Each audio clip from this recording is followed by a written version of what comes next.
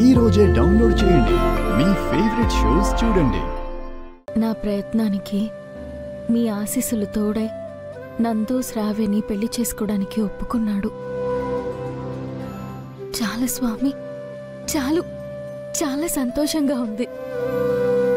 అలాగే ఈ ఇల్లు కూడా చల్లగా ఉండేలా చూడు స్వామి.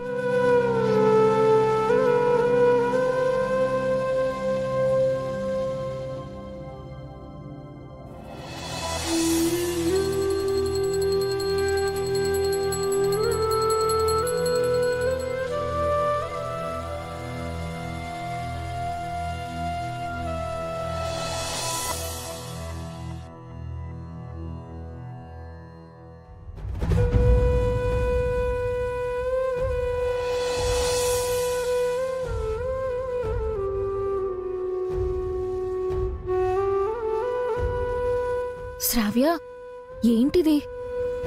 నేను నిన్ను తప్పుగా అర్థం చేసుకున్నాను. నువ్వు నా కోసం ఎంత చేశావని, ఇచ్చిన మాట కోసం ఎంత నిజాయితీగా నిలబడ్డావని నేను అస్సలు ఊహించలేకపోయాను. నన్ను క్షమించు, నన్ను క్షమించు. శ్రావ్య, ఏంటిది? నిన్ను నేను క్షమించడం ఏంటి?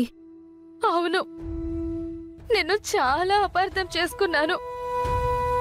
చాలా తప్పుగా మాట్లాడాను, తప్పుగా ప్రవర్తించాను.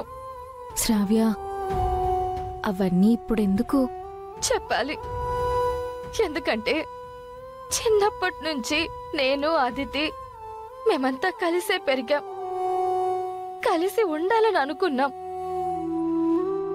మీ విషయంలో ఏం జరిగిందో నాకు తెలియదు గాని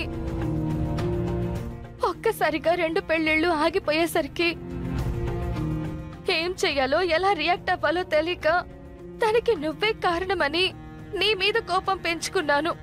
అంతేగాని పర్సనల్ గా నాకు నీ మీద ఎలాంటి కోపము లేదు. నేను అర్థం చేసుకోగలను శ్రావ్య. ఇదిగో, నువ్విప్పుడు కాబోయే పెళ్లి కూతురువి. ఈ టైంలో నీ మొహంలో ఉండాల్సింది ఈ ఏడుపు, కన్నీళ్లు కావు. చక్కటి చిరునవ్వు, మనసు నిండా సంతోషం. నీకింకొక విషయం చెప్పాలి. ఏంటది? నందుని పెళ్లి కొప్పించినందుకు నీకు చాలా చాలా థ్యాంక్స్. నాకు థ్యాంక్స్ ఎందుకు శ్రావ్య? ఎప్పుడో జరగాల్సిన పెళ్లి అదాగిపోవడానికి నేను కారణమైనప్పుడు జరిపించడానికి కూడా నేనే కారణమవ్వాలి కదా. సో మన మధ్య ఎప్పుడూ ఇలా సారీలు, థ్యాంక్స్లు ఉండకూడదు, సరేనా?